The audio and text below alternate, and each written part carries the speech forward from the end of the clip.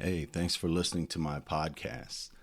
To best enjoy this series, you should start from episode 1 and go on over to brandonheld.com and check out everything my site has to offer. I have the podcast, I have the blog, I offer life coaching, and I even have a little life coaching course if you don't want to talk to me one-on-one, just to help yourself get started.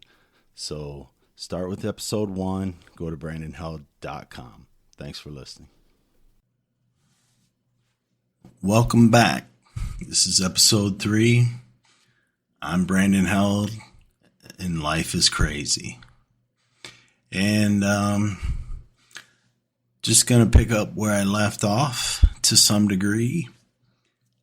And the next segment of my life that I plan on going over will be my 4 years in the Air Force. And this could take multiple episodes simply because looking back on this time period in my life, it was quite honestly one of the most significant and crazy time periods in my life.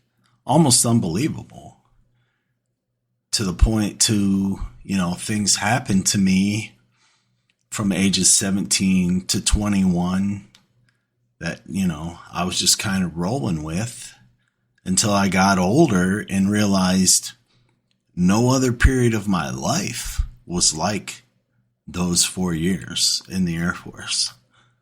So let's talk about that. So let's start off with, the fact that I wasn't a good student in school, right? I had already explained to you how school and grades were not prioritized, basically being taught that just doing the minimum was good enough, right? Satisfactory. All you got to do is the minimum. Totally makes sense, doesn't it? My mom's doing the minimum to raise us, to take care of us. My stepdad's certainly doing the minimum. We're not his kids. He didn't show love for us. He obviously was paying bills and buying food. But outside of that, there was no love coming from this man. Not even close. So it was always clear we weren't his kids, not his obligation. And, even more so when my brother RJ was born, who was his son, totally different. So anyway, I apply to graduate high school a semester early with enough credits, with like a 1.5 GPA. And, when you apply for that in my small town of about 8,000 people, about 100 kids each class in my high school, one of the reasons they want to know is they ask why. Why do you want to graduate early? What are you going to do? Well, I want to join the Air Force. Okay, so it's clear I wasn't some valedictorian and my 1.5 GPA wasn't going to get any better, and I wasn't trying to go to college. So, my high school was like, all right, go ahead. You can graduate early, which I was super excited about. So, in my journey, I took the ASVAB to join the military. And, if anyone listening to this doesn't understand what the ASVAB is, it's just a military entrance exam. It's like a,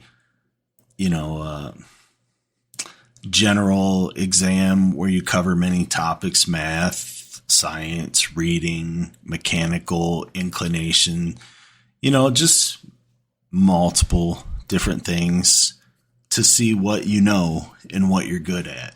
And so I took it the first time and, failed. Surprise, surprise. Didn't get high enough marks. There's not really a fail, but they have minimum scores that are required to get into the Air Force. Oh, the Army and Marines were good. They were coming after me hot and heavy. Hey, we don't care about those low ASVAB scores. Join us. But I had made up my mind. I wanted to go into the Air Force. So I focused up a little harder, didn't study in any way, didn't, do anything to prepare.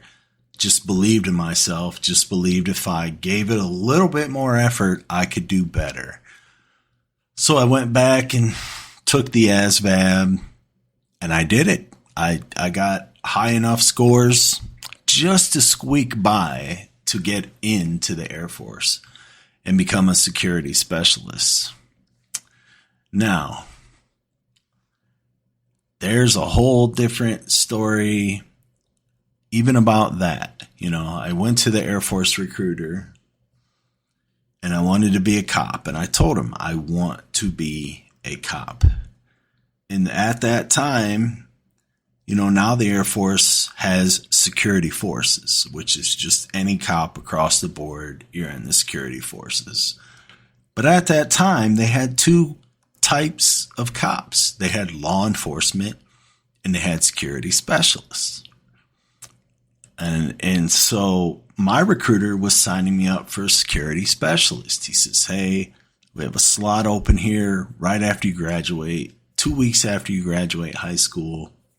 We can get you into boot camp, get you going off your career as being a cop. And I said, well, wait a minute. This is called security specialist. I see there's one called law enforcement. That's what I want to do. What's the difference? Why are you putting me in the security specialist role versus law enforcement? Oh, they're not really different, he says. They're just two different names they give those career paths, but they're not really different. If you're a security specialist, you're law enforcement. If you're law enforcement, you're a security specialist. Moot point, doesn't matter. Just trust me. You get to go in the Air Force. You get to be a security specialist. You get to be a cop. And you get to live your career that you want to live. Because that is what I wanted to do. At the time, 17 and younger, I thought, well, you can retire from the military in 20 years. Shoot, I'm going to join the Air Force at 17. And at 37 years old, I'm going to retire. And this is what I thought. This is what I had in my head.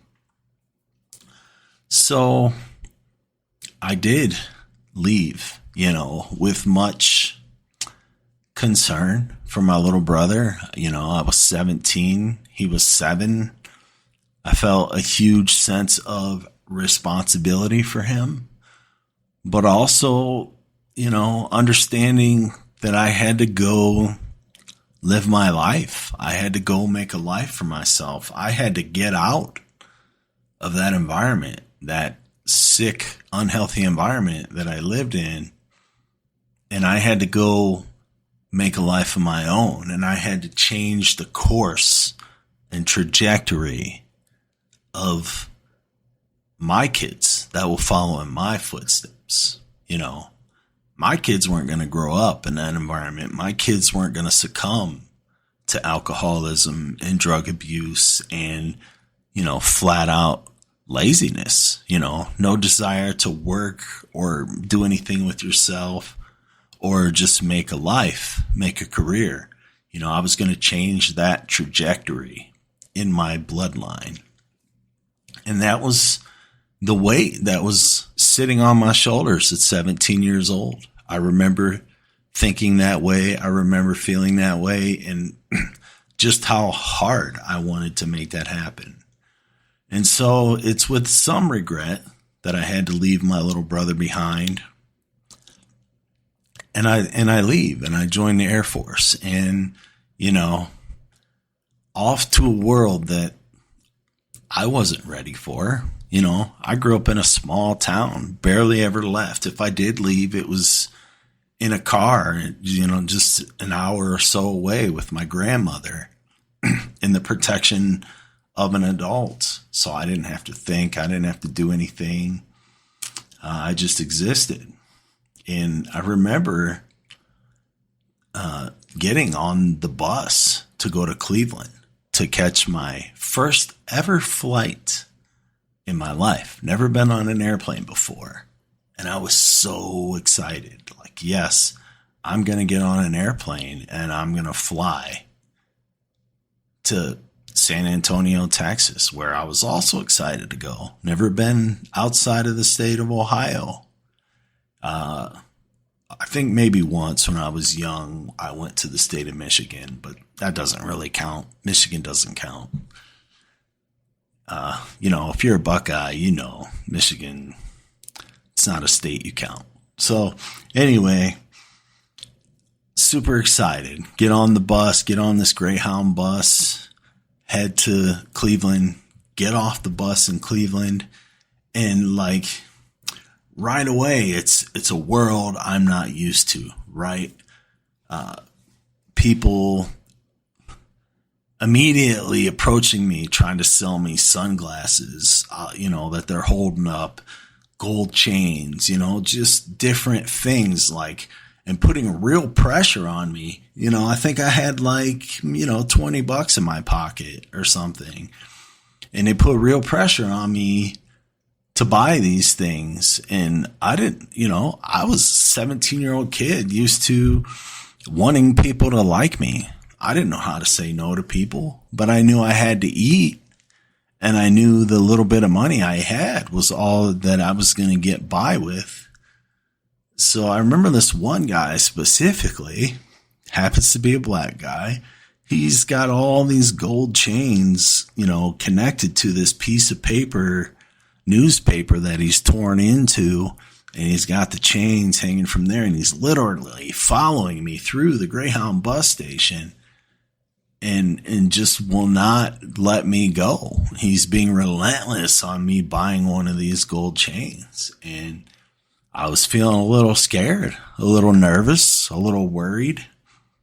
And this is, my first hours of leaving home for the first time.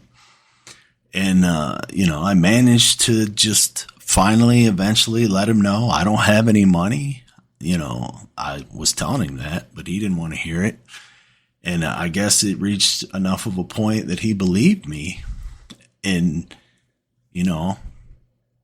I got away. So I get to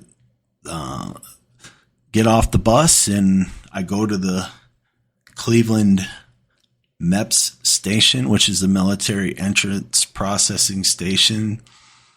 And, I go through all the things I have to go through there. I believe I had to do a physical and, fill out paperwork and do all these things. And, stay in the hotel. And then the next day I was flying out to San Antonio for the Air Force to join the Air Force, which I was so excited about, so excited. I had no idea what the military was. I had no idea what I was getting myself into. I just knew I was leaving a life behind that I didn't want to be a part of. So the next day I get up, fly to San Antonio. It's a later flight, so I don't get to San Antonio till pretty late at night. But I'm enjoying the flight, first ever time on an airplane. Thinking life is good. I'm starting my life, get off the airplane. There's a bus for us, Air Force recruits to go to that we get on. That's going to be driving us to Lackland Air Force Base to go to boot camp. So I grab my luggage in my blissful ignorance and I get on the bus and, talking to people, yucking it up, having a good time. And then we arrive at Lackland Air Force Base in San Antonio. And the bus driver pulls up. And then all of a sudden, this TI, which if you don't know, a TI, training instructor, is the same thing as a drill sergeant in other branches of the military. The guy with the hat that screams and yells, yeah, That's who greeted us on the bus. Opens the door, comes up in the bus, starts screaming at us, calling us names, telling us to get our luggage and get out there in a formation. And immediately, I'm in shock. I'm like, what is going on? What is happening right now? Was not prepared for this at all. You'd think my 3 uncles would have prepared me for this. They did not. They just told me to join the Air Force. They told me nothing about the military life. Nothing. I don't know if they didn't want to scare me away, if they didn't want to invest the time. I have no idea, but they told me nothing. So, I hurry up and get off the bus and, trying to line up. And of course, at this point, we're young civilians, don't know anything, and we can't do anything right. We're getting screamed at for not getting in a formation quick enough, which we had no idea what that is. We're being made to hold our luggage over our head because, so-and-so is taking his time, so everyone else is going to get punished. And, we're just getting screamed at and berated. And I was thinking, oh my God, what did I do? What did I get myself into? And I was scared to death. Later I would find out I was the youngest person there. And, it was a culture shock for me, for sure. We were kept up all night, wee hours in the morning. We arrived to our barracks. I believe we were forced to shower, get in our underwear, which was standard issue, tidy whities that we all had to wear. And I believe they made us, do stuff in the barracks. It's all fuzzy to me now, but stay up late into the wee hours of the morning in our tidy whities. We couldn't get dressed. We couldn't do anything. It was a serious breaking down and embarrassment of your character and who you are as a person. And it was being driven home to the point that you're nothing now. You're nobody now. And that's done on purpose. I didn't understand that at that time. But anyway, we get to bed 2, 3 o'clock in the morning. Thank God, finally get some sleep. And it's 5, 6 a.m. A new drill sergeant comes rolling in, kicking this metal trash can across the floor, turning on the lights. Get up, get up. He's screaming at us, calling us names. You pukes need to get up and get dressed and get ready, And, that was the military. That was boot camp. And that's how it all started. And that's how I learned this isn't going to be as great as I thought it was going to be. So you succumb to that environment. You learn to adapt. You learn to adjust. And, I went through and I got through Air Force boot camp and I survived and I graduated with thoughts and memories that will never leave my mind and will stick with me forever. But also with a huge, immense sense of pride. Immense. Obviously the hardest thing I had ever done in my short life at 17 years old. And through the training and through the chow and the food and the consistent meals that I didn't have, prior to that, I went from being 6'1", 155 pounds to 6'1", 175 pounds. I had gained 20 pounds in Air Force boot camp, and it was 20 pounds of all muscle mass. And it was great. And, I had pride. I was strong, and, I was ready to go. So I left Air Force boot camp, and, you would go to your technical school, which mine just also happened to be at Lackland Air Force Base for security specialist school. So I didn't have to go far. Basically went from one part of the base to the other. And then that's where I went for technical school. And technical school was a little bit more intimidating in a different way. You had TIs there that kind of led you around and got you from training, from classes and chow and stuff like that. But you didn't do everything in a formation. You were able to, go to the PX and buy things. You were, there was just more freedom. But I had never really put a lot of effort into school. And now this was something I was serious about. This was my career. And not only did we have written tests that we had to prepare for and pass, we also had skills that we had to show that we had, and skill sets that we show that we could do. Right? I mean, thinking about this, you're putting a gun in a 17-year-old's hands that when he leaves that and he goes to his duty station, if he's in a situation that he deems necessary, that he needs to shoot someone, he needs to be damn sure he's doing the right thing.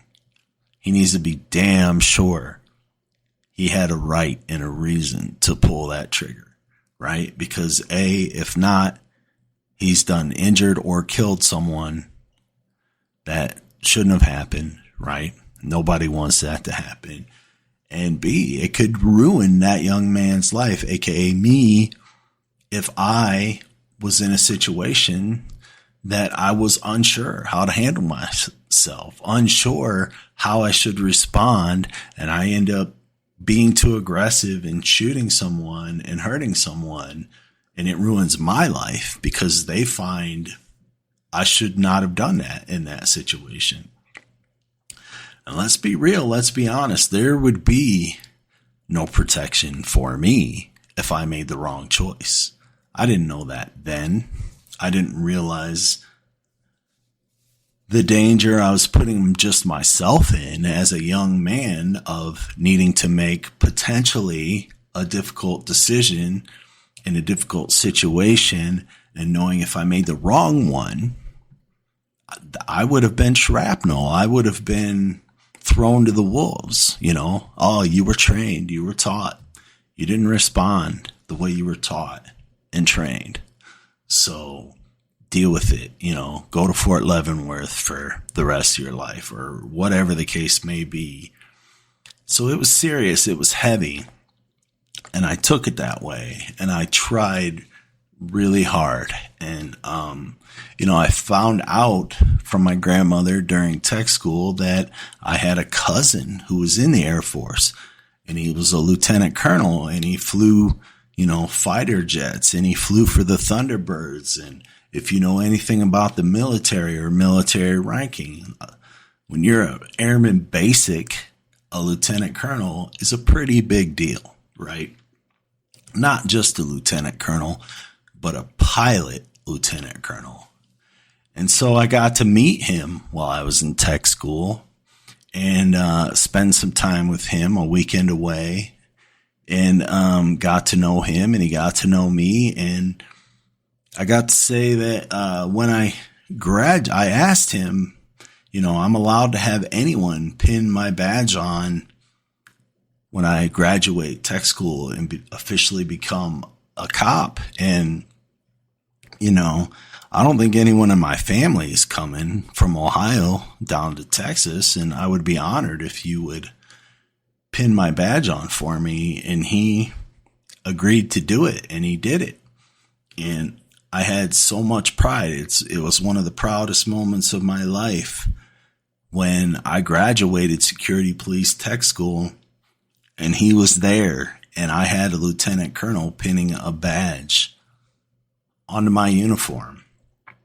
He was the highest ranking person there doing any such thing for anyone. And it just felt really good. And it felt vindicating that everything I had gone through in life up to that point, you know, the rough childhood, the scared to death trying just to get out of boot camp because they constantly were threatening to recycle you and make you go back and repeat time if you made mistakes or screwed up or whatever. That constant threat was looming over you, to getting to security police school, where I was scared. I was scared I wouldn't be good enough. I was scared I wouldn't have the ability to do some of the things I needed to do to pass security police school, because I was so timid. And in some situations you needed to take charge and aggressive. And that just wasn't who I was at 17 years old. And when I got through all that, and my cousin Kenny was putting my badge on as this lieutenant colonel, it was just an amazing feeling. An amazing feeling. And I will add this, that one of the things I joined the Air Force for was I hated cold weather. Absolutely hate cold weather. Hated it then, hate it now. And I was really hoping the Air Force would send me to some place like Florida, or even I could stay in Texas or California. I really wanted to be somewhere warm. And I filled out what they call a dream sheet, and I put down my quote unquote dream bases, because I just put all warm areas, you know, Florida bases, Texas bases, California bases, because I just didn't want to be in the cold. And I learned towards the end of my training that I got stationed in Minot, North Dakota. And so I had no idea where Minot, North Dakota was. I didn't know where North Dakota was. I didn't know the U.S. map well at all. I knew it wasn't one of the places that I asked for. And, you know, this wasn't a time this was 1991. You couldn't just run up to a computer and look things up. And I didn't have access to a map or anything like that. I just remember calling my mom saying, "Mom, I got my orders today. I'm getting stationed in Minot, North Dakota." And my mom literally, with tears and her voice cracking, was like, "I'm so sorry, Brandon," and starts crying. I didn't even know where I was going, but I knew now it wasn't going to be a good place. And so I learned right then and there by my mom telling me, not only was I not going to a warm place, I was going to a much colder place than Ohio. And so I would get to go on leave for 10 days before I headed off to Minot. And that's where I will pick up in episode 3. I will pick up where I left off here, and that is taking my first 10 days of leave before I have to travel to Minot, and talk about that. So thank you for listening, and I'll talk to you later. Thanks for listening to my podcast. If you like this podcast, please listen to the rest of them and let me know. Go to my website, brandonheld.com. Check out my blog. Leave notes on my blog. Give me episode ideas, things you'd like to hear, or just tell me, you didn't like it and why. Tell me what you think could be better. I'm open to hearing all of it. So just go to brandonheld.com.